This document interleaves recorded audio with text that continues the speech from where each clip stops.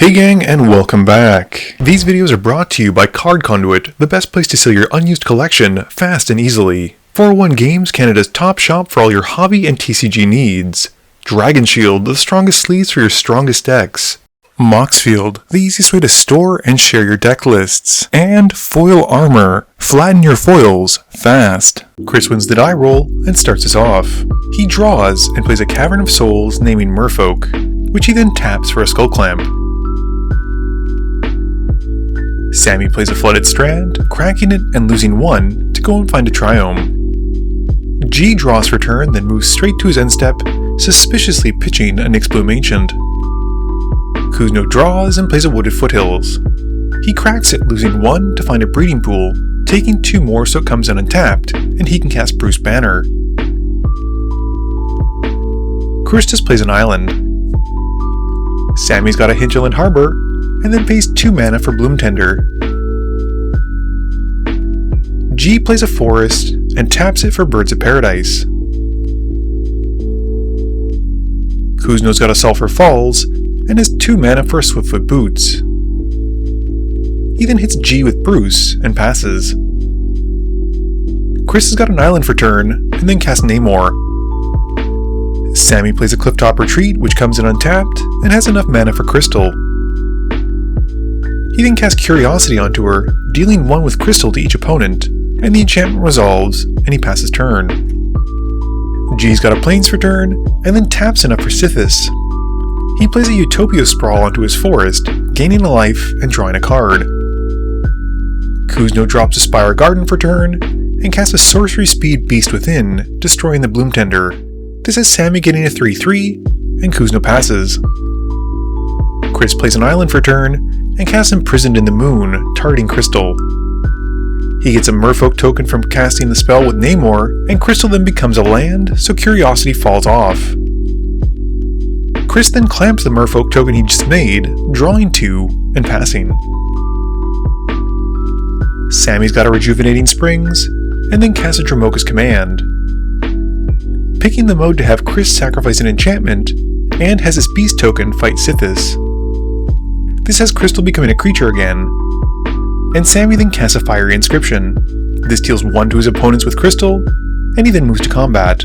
He swings the Beast token at Kuzno for 3, and passes after that. G plays a Hushwood Verge, and then taps enough mana for Yuna. He then moves directly to his end step, and gets to bring back the Nyxbloom Ancient with a Finality counter, thanks to Yuna's trigger. Kuzno draws and plays a Command Tower. He then pays 4 mana for Greater Good, and ships it. Chris's turn has got an Island coming in, and he then casts an uncounterable Seafloor Oracle, thanks to the Cavern's mana. He then goes to combat, and swings Namor at Sammy. This has Sammy taking 2, and Chris draws a card from the Oracle trigger. His second main phase then has Chris gearing up the Oracle with his Skull Clamp, and he passes to Sammy. Sammy's land for turn is a Deserted Beach, and he then casts a Jeskai's Charm, dealing 3 from Crystal and 2 from Inscription to each opponent. He picks the mode from the Charm to bounce G's Ancient back to hand, which is instead exiled because of the Finality counter.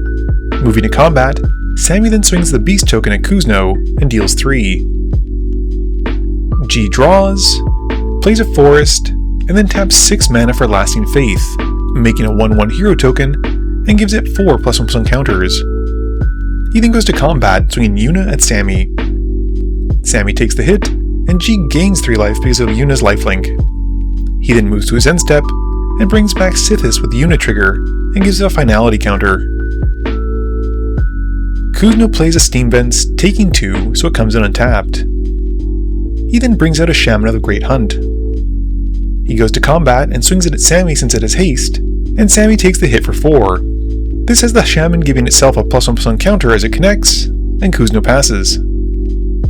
Chris's land drop is a Castle Vantress, and he then pays 3 for Narset, Parter of Veils. This has him making 2 Merfolks as he casts it from Namor, and Chris then follows up by casting Lord of Atlantis. He passes after the Lord resolves. Sammy's main phase has him paying 4 mana for Renicus's Vile Duplication, making a non-legendary copy of Crystal. This also has Crystal dealing 1 to his opponents, and the Inscription dealing 2, and he passes after that. G starts off his turn by casting a Sanctum Weaver. He then plays Bow of Nylea, gaining another life, and is unable to draw again because of Narset. He then plays from exile Zanarkand, Ancient Metropolis as his land for turn. Going to combat, he swings the hero token at Chris. Chris moves to block the Merfolk token, and before damage, Chris then convokes out a Harmonized Crescendo. On cast, he makes 2 more Merfolk tokens thanks to Namor, and then gets to resolve his spell, drawing a full 7. The token is then taken out, and with nothing else, G passes. Kuzno's turn has him playing All Will Be One, and he then goes to combat. He swings a Shaman at Narset, which Chris once more stops by blocking with a Merfolk. Kuzno passes after that. Chris's land for turn is an Ancient Tomb, and he takes 2 from it for tapping it to help cast an Adaptive Automaton. It comes in, and he names Merfolk. Going to combat, Chris then swings Namor at G, and 2 tokens and the Lord of Atlantis at Sammy, both just take their hits. This has Chris drawing 4 cards as they connect thanks to the Oracle, and in his second main phase, he casts a Moonlight Meditation on the Lord of Atlantis. With him casting it, he gets to make a Merfolk token on cast thanks to Namor. He passes after that. Sammy just draws, playing out Zada, Hedron Grinder, and passes after that. G brings out a Primeval Bounty in his main phase, gaining a life from Sithis, but once more doesn't draw a card. He then taps the Sanctum Weaver for a chunk of mana, and he casts a Rasta, and gets to make a 3/3 Beast token from the Bounty trigger. G then casts a Farseek, and gets the Bounty trigger again, putting 3 counters onto Yuna, and then going to find a land. He finds a Surveil land, and surveils 1 as it comes in, plus gains 3 more life from the Bounty trigger. Going to combat, both Yuna and the hero go at Narset. Chris doesn't block this time around, and Narset gets taken out with G gaining 6 life. He then goes to his end step, but has nothing to bring back with Yuna's trigger, and has to pass. Also during the end step, Kuzno sacrifices his Shaman to greater good, drawing 5 cards and then discarding 3. Kuzno plays a Mountain for turn, and then pays enough in his main phase to transform Bruce Banner into the Incredible Hulk. He goes to combat and swings him at G. G decides he can't really afford to block since All Will Be One is threatening a combo, so he just takes the hit to the face. Kuzno then passes, and during the end step, Chris delves away some cards in his graveyard to cast Dig Through Time. He gets to make 2 Merfolk tokens from Namor's trigger, but they're replaced, making 2 Lord of Atlantis tokens thanks to the Moonlight Meditation. G also gets to make a Spider token from Arasta.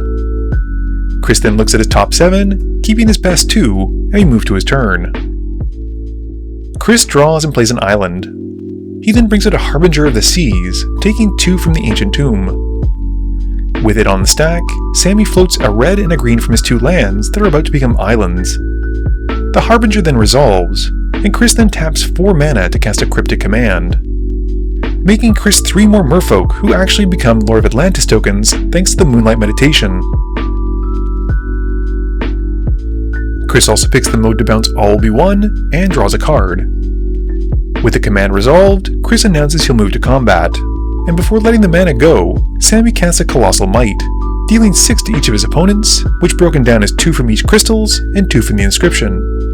He also gets to copy the spell onto all of his creatures thanks to Zada, which unfortunately means all of nothing since Chris has Island Walk on his entire board, and Sammy now has a bunch of islands. Going to declare attackers, Namor goes at G for lethal commander damage, 3 Merfolks go at Kuzno, and the rest of the board go at Sammy, which is easily enough damage to take them all out, winning Chris the game through combat. Game review time. Today's game was particularly sweet because I felt like every deck got to showcase what it was trying to do. The Incredible Hulk is always threatening combo, and I think everyone played pretty smartly around Kuzno's deck. Yuna was sweet even though I don't always agree with holding off on playing anything on turn 1. It would have worked out really well for G had he been able to keep that Nyxbloom Ancient. Crystal seemed particularly powerful, blasting a lot of people down, and it was sweet to see that 6-turn action where there's a copy of Crystal and the Fiery Inscription. And Namor really impressed me. I was not super into just a Merfolk Kindred deck because I had played Mistform before and I like to play all the Lords, but I think there's a lot of depth to Namor, and I'm really hoping to try and build him a little bit better. Sure, you could probably build them with only counterspells to just get a ton of merfolks, but that's not really what I'm about, and capitalize off of fun spells like Moonlit Meditation. This video wouldn't be possible without the help from my sponsors, but it definitely wouldn't be possible without the help from you, the viewers, and my patrons. So I just want to say thank you for watching, and to remember, friends are just opponents you haven't eliminated yet.